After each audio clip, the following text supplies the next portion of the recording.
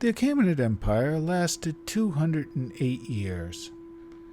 The Macedonian Empire of Alexander the Great lasted 231.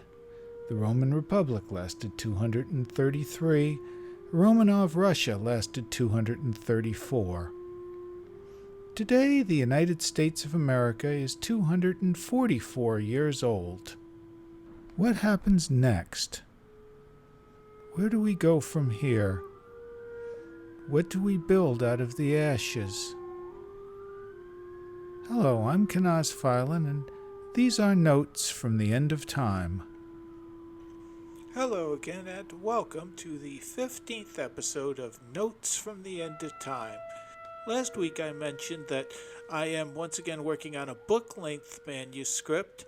This week I have been studying the French Revolution, so I thought it would be a good time, for me anyway, to talk about the French Revolution. And I am mainly interested in it insofar as it is the first if salvo in an ongoing war, and it is the first time, so far as I can tell, in recorded history that humanity went to war with God. And there are so many parallels between the French Revolution and our current situation. I mean, that's not surprising. The roots of the philosophy which largely drives the far left side of the equation in America and in the West was enormously influenced by the French Revolution by way of Karl Marx. We would never have seen a Russian Revolution without the French Revolution. And so, how did the French Revolution start? Well, by the time in 1789, when the Ancien regime is overthrown, France had been under weak and unpopular kings for 74 years. Louis XIV, the famous Sun King who built Versailles, that was the golden age of France in many ways, but it takes an awful lot of money to be the Sun King. Louis XV, who came in after Louis XIV dies in 1715, was not a Sun King. Louis XV was basically most famous for being a skirt chaser. He wasn't a particularly charismatic man. Imagine a king with Michael Dukakis's charisma and Bill Clinton's libido, and you might have some idea of what we're talking about here. He reigns for about 56 years and at least that many mistresses before he dies, and he passes the throne to Louis XVI. Now, Louis XVI inherited his father's shyness. He doesn't appear to have been quite the womanizer Louis XV was, but he was married to an Austrian princess who was Queen Marie Antoinette, and they didn't have any issue for the first 8 years of their marriage. That could have been because he was 15 and she was 14 when they were married, but in any event, there was a lot of speculation about the king's sexual prowess, just as there had been a lot of speculation about his father's excess of prowess. And so Louis XVI was looked upon as kind of a weak, ineffectual king. There'd been no real trust in the government for decades. It was assumed that every official and bureaucrat in the French government was corrupt because the vast majority of them were. There wasn't a lot of confidence in the clergy. There was particularly the bishops and the higher ranking members of the clergy were famous for their wealth. And there was a lot of money being spent on a lot of gold in the church, while meanwhile the population of France had grown. I would say it was around 26 million. It was the largest, most populated country in Europe at that point. You've had a huge boom in the number of people and a huge boom in the number of poor people in rural areas and a growing number of urban poor, and you're starting to see something again that big division between the rural mindset and the urban mindset. France was also getting hit with some bad harvests at this point, and they were having problems with their currency. By the time Louis XVI ascended the throne, the country was almost bankrupt. They're trying to figure out ways to finance this, ways to get the money together.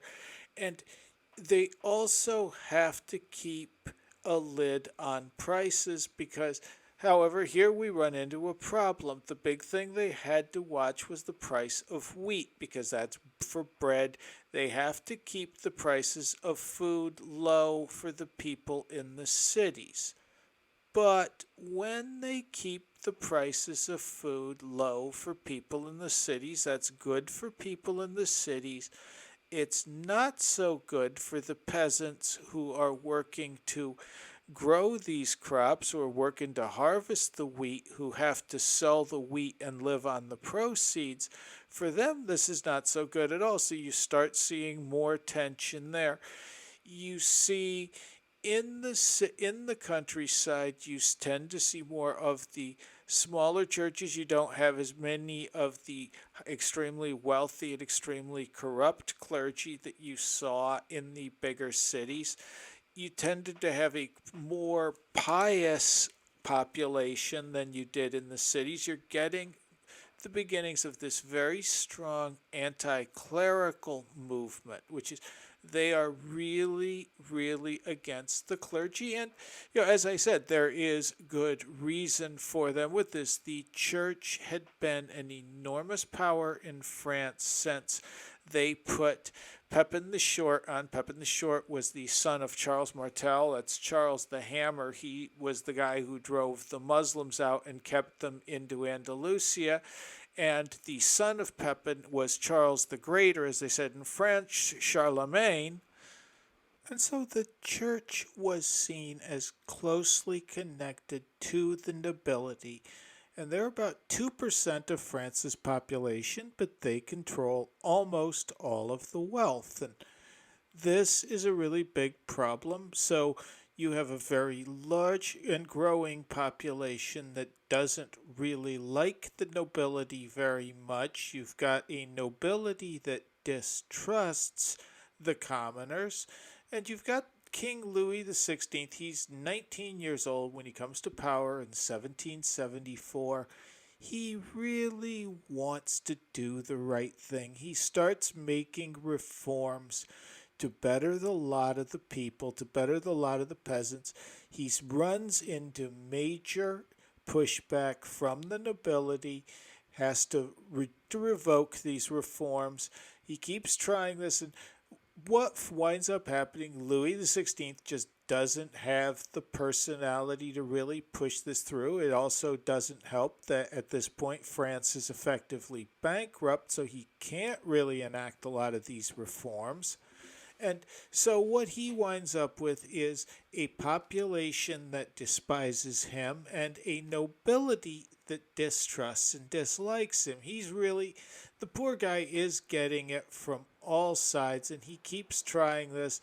Things get worse, and of course, on July 14th, 1789, the Bastille gets stormed, and we get the National Assembly, and everybody at this point wants to work for a constitutional monarchy. They don't necessarily want to get rid of King Louis. They just want to rein his power in. They want to rein in the power of the nobility, and many of them want to rein in the power of the church. The problem is, if France was difficult to manage under one ineffectual leader, it became impossible to manage under no leaders. You start getting a lot of factions forming, and you start seeing the more radical voices coming to the foreground. One of the people who rose to fame during the French Revolution was a man named Jacques Hébert. Now, Jacques had been an aspiring playwright and writer for some time. Mostly he'd failed at it. He was living in destitution until he just really hit pay dirt with his weekly pamphlet newspaper called Le Palais Duchesne, or Father Duchesne. And Father Duchesne was this grumpy old stove maker who just offered his political observations on life, on the nobility, and on the clergy, and they were inevitably really profane. For example, in 1790, the Pope condemned a constitution, the civic constitution, the law that required French clergy to take an oath of loyalty to the French state in the French Revolution. The Pope banned it, and Palais Duchesne replied to the Pope, "Who does he take us for, that bastard of an indulgence seller? Does he think that with his toilet paper, his bulls, his cannons without primers, and all the thunder and idiocies which he put to sleep or scared our fathers? Fuck! Does he still believe he leads the French of today? We're no longer in the time of King Dagobert, and today we're no longer such dupes as to buy the pardons that priests trafficked in past centuries, nor to be upset by an interdiction that the Bishop of Rome will cast upon the kingdom. The hell with them. We won't let ourselves be fooled by those sons of bitches of priests. Their confessions, their purgatory, their absolutions, their indulgences are nothing but feed for the foolish. The so-called keys of St. Peter, with which the Pope's criers once opened the door to the great salon of the Eternal Father, now seem to us to be nothing but skeleton keys with which the Latin pontiff wants to pry open our houses and our coffers so as to take what we own. I can reply for the Parisians. Fuck, and our pals from the Faubourg Saint-Antoine are all disposed to fix them. I pity the bastard who will dare assume his pulpit to pronounce the excommunication they threaten us with. He can be sure it'll be only one small leap from there to the lamp-post, and if the sons of bitch priests think they'll do better in the departments, if they flatter themselves that the same brigands who they armed with daggers in Nimes, Montauban, and Vannes will back up their efforts, then fuck, 20,000 of us are ready to recall them to order." And every week Hébert was putting out these pamphlets. Every week there are sellers on the street yelling to the crowd, "Palais Duchesne is damn angry today," and people are just eating this up. He's very popular with the working and impoverished classes of Paris. Now, these are the people who are getting pinched by inflation, they're getting pinched by the rise in food prices, they can't find work, they can't feed their families, they're really, really desperate, and they're really angry, and they need somewhere to point that anger. And one of the defining features for them was they couldn't afford culottes, they couldn't afford the fancy silk breeches that the nobility or that the bourgeois could wear. They had pantaloons, and they'd wear this red, what became called the Phrygian cap. It was a cap that would become associated with the revolution, and they were the sans-culottes. And the sans-culottes just ate up every word Palais Duchesne said. He told them their enemies. He told them who to hate. And before long, les sans-culottes became a mob that was essentially working at Hébert's command, and Hébert starts affiliating with some of the political parties that are trying to get to power here. Hébert becomes affiliated with the Jacobins. They're a bunch of intellectuals, mostly middle to class with a smattering of nobility in there. They are among the more radical faction. They had lots of ideas. Hébert had a lot of foot soldiers on the ground, and so when he threw in with the Jacobins, he was able to ensure their rise to power by surrounding the convention as it was meeting with some estimated as many as 80,000 sans-culottes who were calling for the Jacobins to rise and who wanted the moderates, not only out of the convention, they wanted them swinging from lampposts.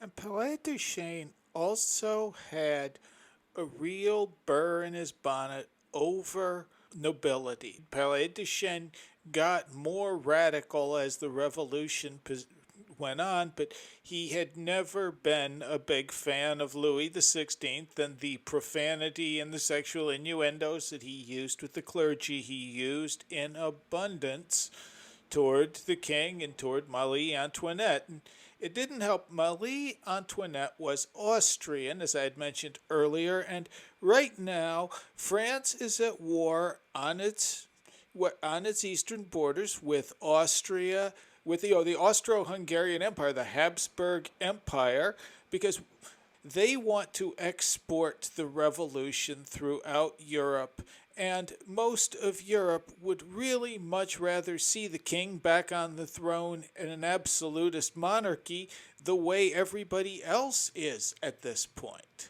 And so the mood comes down from, we go from let's have a constitutional monarchy to let's get rid of titles of nobility altogether to let's kill the king. And so on a cold, foggy morning on the 21st of January in 1793, King Louis XVI, I should say the former King Louis XVI, he is now citizen Louis Capet, ascends the scaffold at the Place de la Révolution. There are 20,000 citizens gathered. He turns to them and declares, I die innocent, I pardon my enemies, and I hope my blood will be useful to the French, that it will appease God's anger. And the crowd is just jeering at him. They hate him at this point. They've come for blood, not speeches. The drummers start drumming before he can finish. They strap the king to the plank. They put his head through the guillotine's widow's window and let go the blade. At this point, there's an account from a priest named Henry Essex Edgeworth. He had been Louis's confessor on the ride from the prison to the scaffold. He says, the youngest of the guards, who seemed about 18, immediately seized the head and showed it to the people as he walked round the scaffold. He accompanied this monstrous ceremony with the most atrocious and indecent gestures. At first, an awful silence prevailed. At length, some cries of Vive la République were heard. By degrees, the voices multiplied, and in less than 10 minutes, this cry, 1,000 times repeated, became the universal shout of the multitude, and every hat was in the air. And even before they killed King Louis, the revolutionaries had been setting their sights on God. I guess more specifically, they had been setting their sights on the church. There had been efforts made for several years to reform the clergy. They'd forced some priests to get married. They had emptied the convents. They had forced the priests to sign the civic constitution. As I mentioned earlier, they'd been trying to reform the churches, and they had gotten an awful lot of pushback for this in the more rural regions of France. And so, to fix this problem, the revolutionaries decided on a course of dechristianization of France. In a November 10, 1793 speech before the convention, one prominent Hébertiste, a man named Anacharsis Clootz was actually a Prussian nobleman who had become a radical, I believe, at college. Surprise, surprise, surprise. He was nicknamed the personal enemy of God because of how vehemently he hated Christianity and organized religion. In his speech, he proclaims, there is no other God but nature, no other sovereign than the human race, the people God. This people is self-sufficient in meeting its own needs. It will forever stand. Nature doesn't kneel. Judge the majesty of the free human race by that of the French people, which is but a fraction of it. Judge the infallibility of all by the sagacity of a portion, which on its own is making the slave world tremble. The more the mass of free men grows, the less will great personages be feared. The subject will disappear with tyrants. Citizens, religion is the greatest obstacle to my utopia. Again, this sounds familiar. Here we are at the edge of a brave new world. We've overthrown oppression, but the oppressors stand outside our gates. The only thing stopping us from a more free, just, and tolerant society are those pesky religious people and their primitive superstitions. And so they started a program to re educate the French citizens. One of the first things they started doing was wrecking churches. I mean, they broke stained glass windows, defaced statues. They took the gold chalices, silver monstrances. Of course, we don't need these things in a church when the people are starving. They took down crosses in graveyards. They forbade families burying their loved ones from putting a cross above the graveyard and had painted on the gates of every graveyard, "Death is an eternal sleep." They wanted to make sure the peasants got out of that silly idea that there's an afterlife and that there's a God who judges us in it. Streets and neighborhoods that had been named after saints or had names like Holy Sacrament or Sacred Heart were, of course, renamed to with revolutionary heroes or with ideals. You had to get rid of those offensive religious names and give it a name which is better suited to the public and more in keeping with the times.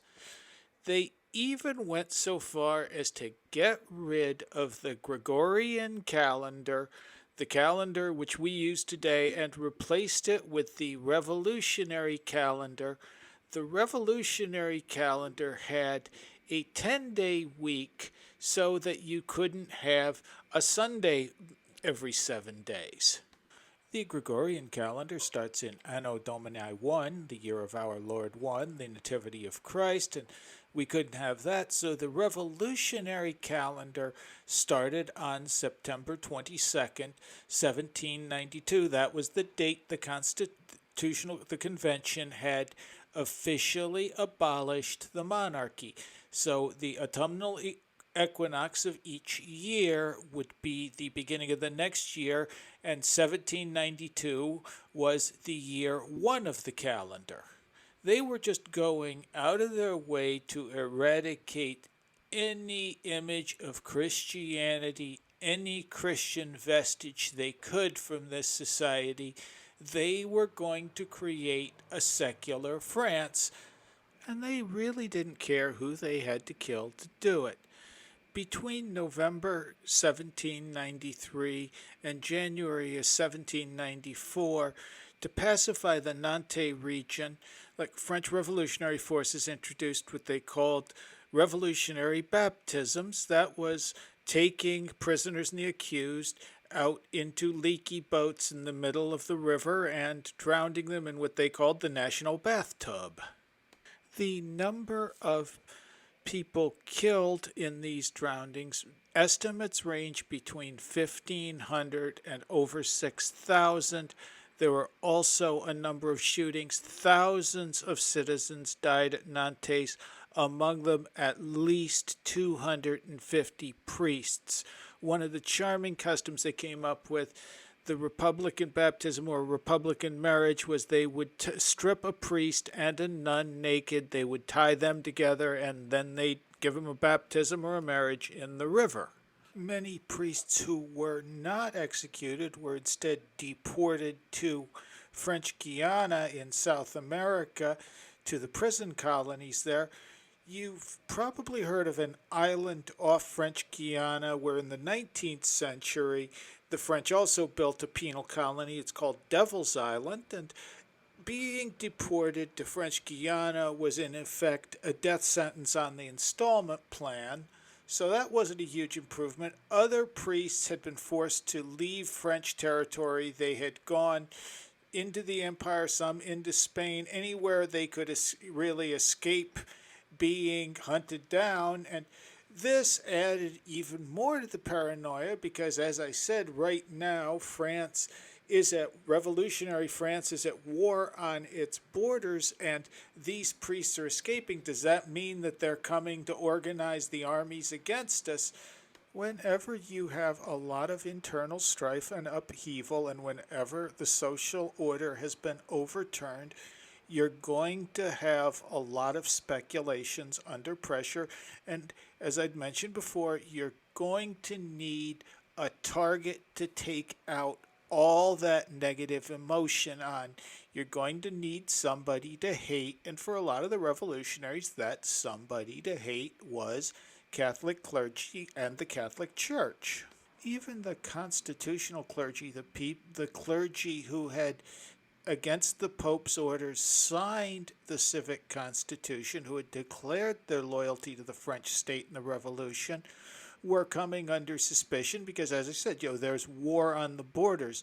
If we're overthrown, will these priests who signed off promoting liberty in our cause, will they sign off on the Pope's cause? Will they sign off on the cause of the emperors?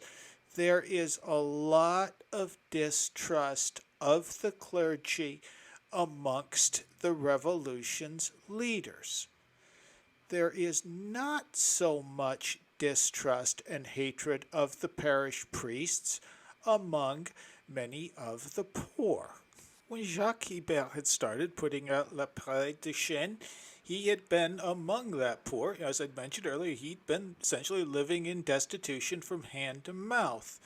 With the success of La Prairie de Chêne, Ibert's lifestyle had improved dramatically. He's spending much more time now amongst the bourgeois at the Jacobin Club. He's making the acquaintance of many French aristocrats and nobles and wealthy people, and a circle amongst whom that kind of hard atheism and that kind of gleefully blasphemous attacks on everything sacred were considered to be fashionable. Diderot, who the famous encyclopedist, was famous for saying that he looked forward to the day when the last king was strangled with the guts of the last priest. There was this really militant atheism there, and Ibert starts supporting that enthusiastically in his papers. And the circulation of La Prairie de Chêne begins to drop because a lot of the sans-culottes were, they disliked wealthy priests. They were happy to make vulgar jokes against the church. They didn't necessarily want their churches turned into stables. They didn't necessarily want to see. They wanted a reformed, smaller church. Maybe they weren't particularly devout, but neither did they have any particular hatred toward Jesus, toward the Virgin, or towards God. And in fact, many of them, in fact, considered that blasphemous. And so, in an effort to educate these people and give them something they could understand, a suggestion of Anarchus Cloots, who I'd mentioned earlier, the personal enemy of God, the churches were converted into temples of reason at a November 10, 1793 Festival of Reason. Notre Dame was the site of the biggest of the ceremonies. Over the building's door, they carved the words, "To Philosophy." They destroyed the altar, stole and smashed countless works of art. 28 statues of biblical kings were beheaded. In place of the old altar, they erected an altar to liberty surrounded by girls in white Roman dress with tricolor sashes, the colors of the Republic. Atop that was a costumed goddess of reason, an opera singer in Notre Dame. She impersonated liberty while a flame burned on the altar to symbolize truth. And while this was intended to enlighten the populace and give them an alternative to religion and superstition, what it actually did was scandalize and galvanize them. Rumors started spreading of prostitutes being put in the place of reason atop altars, of orgies and drunken celebrations held in churches. It's not clear how true these reports were. They may have been exaggerated, but what is important is the people believed it and the people were outraged. They had absolutely no interest in the cult of reason, no matter how much the state tried to sponsor it. We have an eyewitness account from Gabriel Bloutet. He was a French bishop who witnessed the revolution as a teenager. He later became the first bishop of Vincennes, Indiana. Says, I can still see with my mind's eye the curious processions which they made through the streets of the city on those days, going to the Temple of Reason. They were composed of youths on the Festival of Youth, of hoary men picked up for the purpose on the Festival of Old Age, of husbandmen carrying with them the implements of agriculture on the Festival of Agriculture, of mechanics with their tools on the Days of the Arts. In the month of Fructidor they had exhibitions of fruits and of the various returns of the harvests in their special times. Now it all seems like a dream, and these exhibitions and processions have a ridiculous effect, as seen through the faint memory of them. Those who had established them supposed that they would accustom the multitude to do without religion, except the religion of nature, as they called it. As each decady came around, they endeavored to make it more attractive by new inventions of pompous shows, or philosophical and sentimental exhibitions, mixing them up with special ovations and songs, civic banquets and public games, copied from the old Greek and Roman republics. The first year and first round of these profane and systematic attempts to root out the Christian religion from the hearts of the people and make them infidels went on with such a continual supply of novelty and interest for the multitude that it made an impression which now it would be difficult to estimate correctly. Even then, however, the effect was often very ridiculous, and as the repetition of each decady proved more forced and tiresome, it became dark and hopeless, as the times were the best mark by which we could measure the slow but certain return of the old and true religion. And the failure of this impious scheme self-defeated, as it proved. The thought, the very memory of these miserable exhibitions has vanished away. Now, not only are the sans-culottes not especially impressed with the dechristianization attempts, many of the sans-culottes have noticed that a lot of the church property that was nationalized wound up resold to wealthy landholders and bourgeois. They noticed that shopkeepers and merchants were doing better, while the sans-culottes, the working poor, remained largely unemployed, poor, and hungry, and they're starting to get restless about this. And the Jacobins and the sans-culottes had never been a particularly good fit. As I'd mentioned, the Jacobins were a bunch of intellectuals, largely bourgeois. The sans-culottes were very useful to the Jacobins when they wanted to come to power. Once they were in power, the sans-culottes became an increasingly foul-mouthed embarrassment. I mean, sure, at this time, everybody is wearing the sans-culotte red Phrygian cap of liberty, as they call it, the Liberty bonnet. They are wearing the tricolors, which is the colors of the revolution. They're even wearing pantaloons like sans-culottes. But the real sans-culottes get increasingly pushed to the wayside by people who really like the idea of the sans-culotte, but who really don't have a whole lot of concern for the working poor. And among the people who were growing increasingly fed up with Hébert and with the dechristianization experiment was Maximilien Robespierre, who, during the Reign of Terror, was the one man you did not want getting fed up with your antics.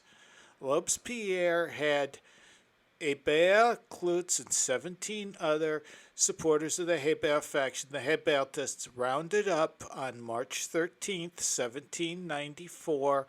On March 24th, they went to the guillotine. Hébert fainted several times on the way. He screamed as they put his head in the guillotine for what he had called, as Palais Duchesne, asking the time from the fanlight, sneezing into a bag, and trying on Louis Capet's necktie.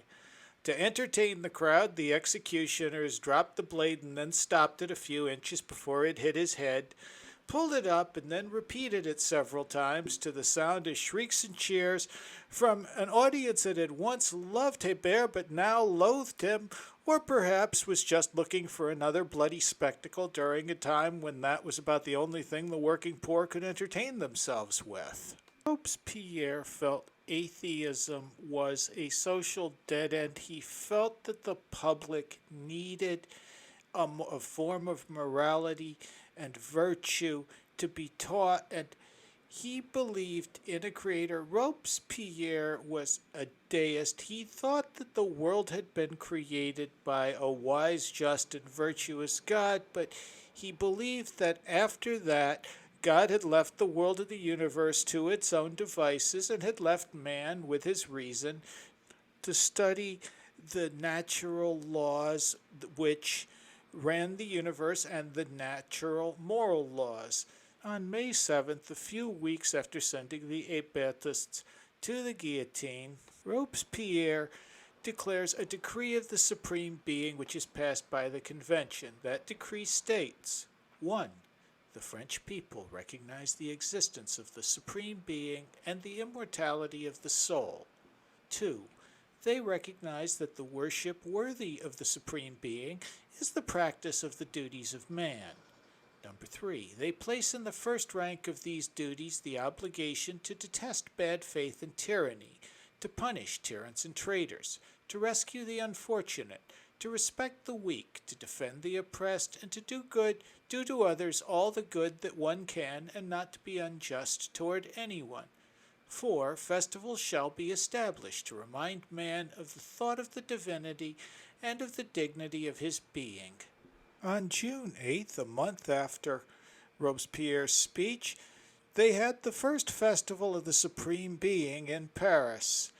This Jacques-Louis David, he's famous today for his painting of Marat in the bathtub, oversaw the organization of the festival, which starts out with speeches and a symbolic ceremony where a statue representing atheism is set alight.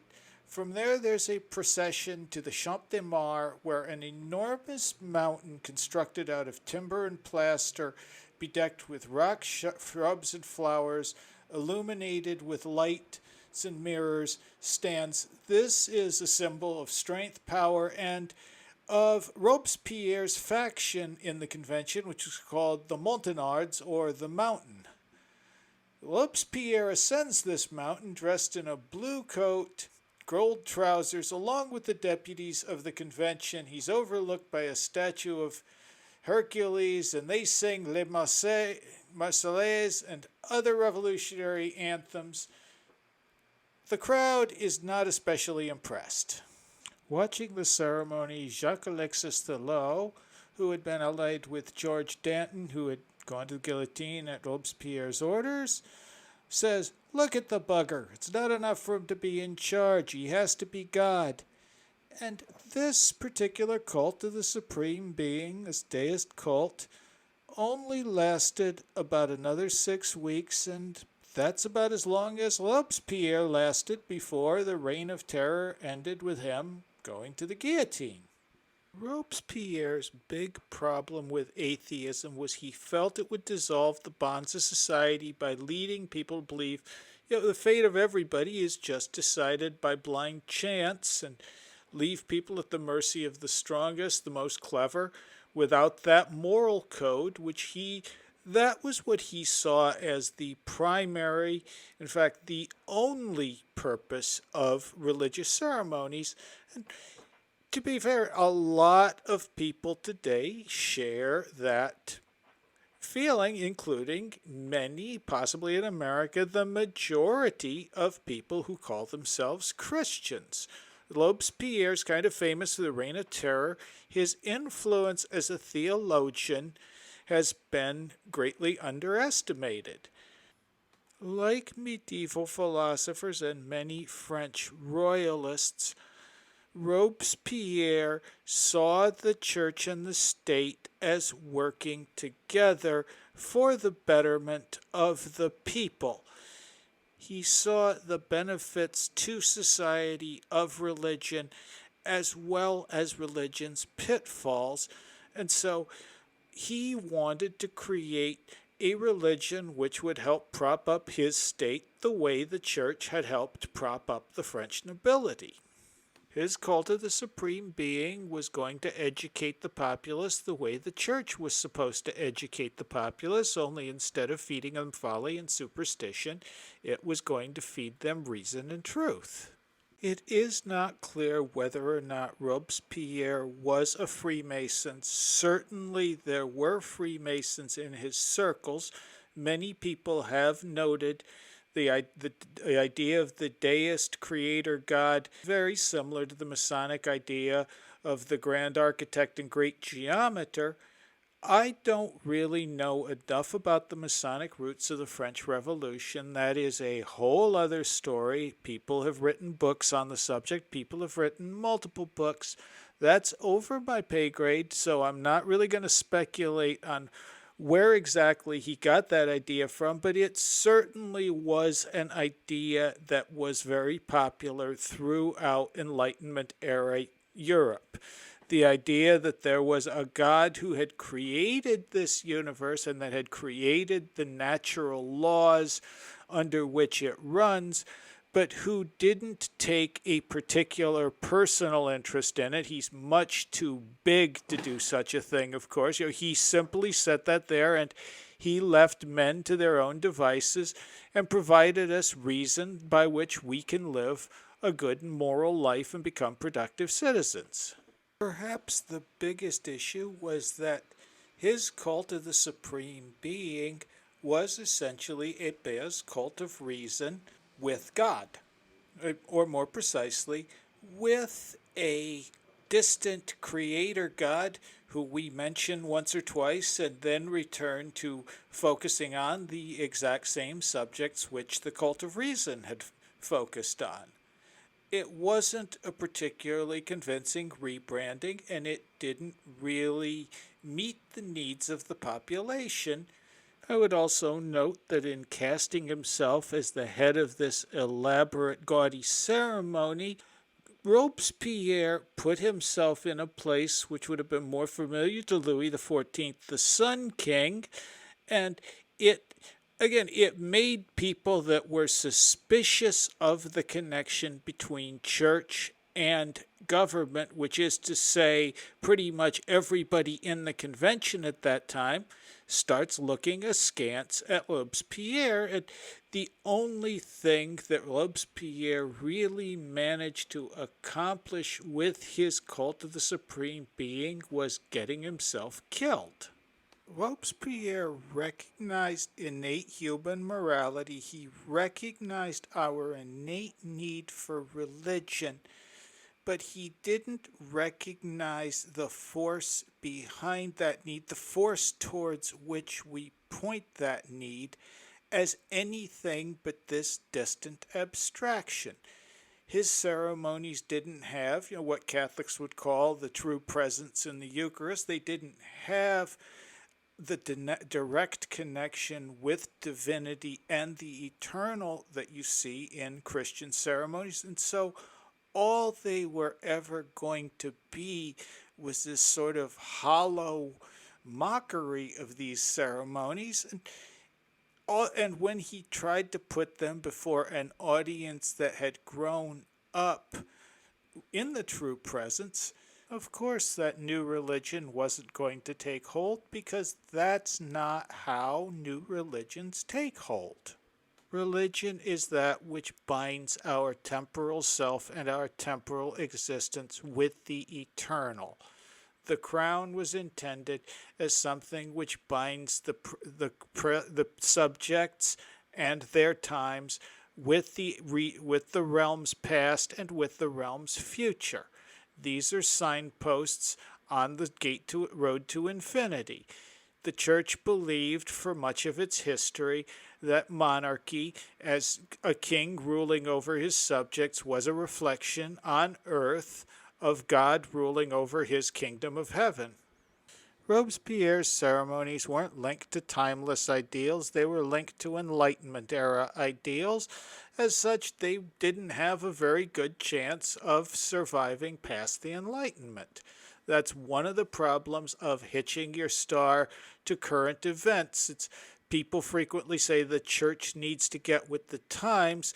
Ideally, the times are supposed to get with the church. The church is supposed to stand as this banner and this bulwark, pointing you toward the true harbor. When you focus instead on getting a social message across, no matter how laudable that message might be, what happens is you soon start looking dated. I mean, the Jesus freaks of the 60s. I mean, today, how many hippie Christians do you see walking around? How influential was that movement past the 1960s and early 70s? And after Robespierre's demise, several of his admirers decided to combine some of his ideas with one of Robespierre's greatest inspirations, Rousseau, and make a third try at a religious movement aimed at dethroning Christianity. Theophilanthropy had only two basic tenets: a belief in God and an immortal soul. However, it was quick to note that these beliefs were what they call croyances sentimentales, sentimental beliefs. These beliefs are here to maintain public order and individual well-being. Just accept them as a given. Don't think about them too much. It's there for the social order. And here again, we see the focus has gone from on a creator, on the eternal, to mankind. Theophilanthropy is essentially the worship of humanity. And theophilanthropy, good is all that tends to preserve and perfect the man. Evil is all that tends to destroy or impair him. We're not talking about divine commandments here. We're talking about do what's good for you and avoid doing what's bad for you. And theophilanthropy did not lead to a widespread conversion of Christians throughout France. It did not overthrow the order. In fact, it was suppressed in 1800 after Napoleon comes to power.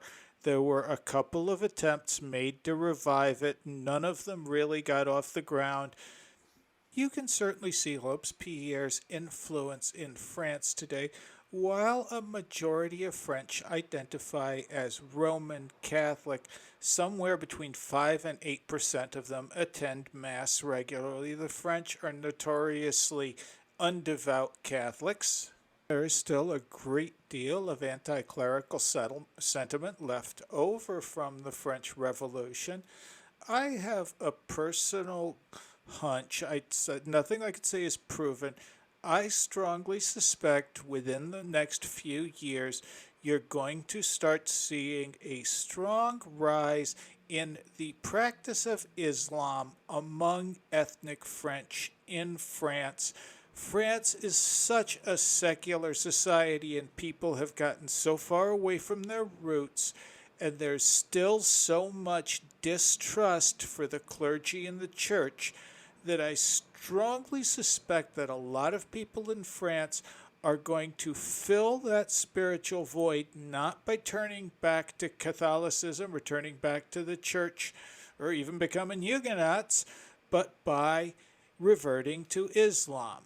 Again, this is a hunch, this isn't a prediction, but I would not be at all surprised if this happens. But while I see the influence of Robespierre in France, I see that his basic ideas are a lot more influential than I would like in many American churches. Today, a significant number of Americans who call themselves Christian, maybe the majority of Christian Americans, believe Jesus was an enlightened man whose moral philosophy was the best out of the others that have been put out there.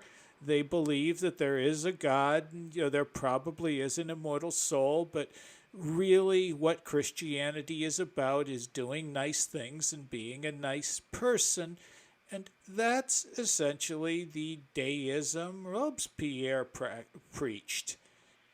And yet, despite how much these churches conform to social pressure, how hard they try to keep themselves relevant, they, like the priests and bishops who compromised with the French revolutionaries, are still finding themselves coming under increasing scrutiny.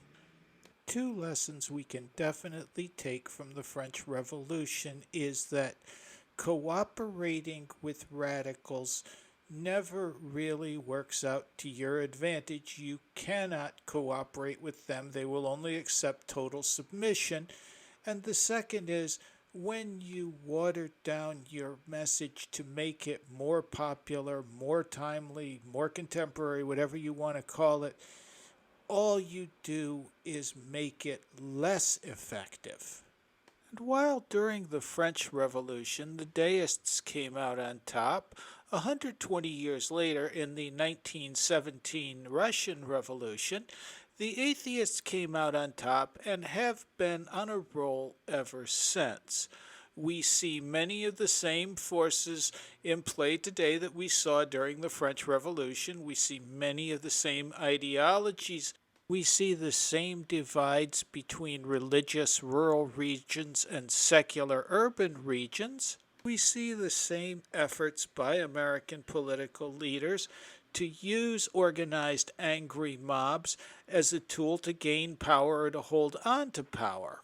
We also see this white hot burning hatred of Christianity and all things Christian, this need to deprecate Christianity, this need to present Christianity as the one thing that's holding us back from a brave, tolerant new world.